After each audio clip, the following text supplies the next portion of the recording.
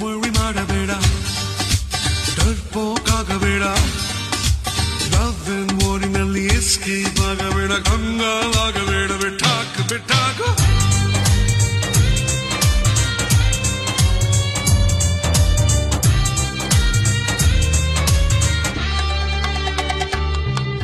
ಬ್ಯಾಡ್ time ಅನ್ನಬೇಡ mood out ಆಗಬೇಡ luck check ಮಾಡಬೇಡ ಲವ್ ಲಾಕ್ ಬಿಚ್ಚಬೇಡ ಬಿಟ್ಟಿರಗೋಯ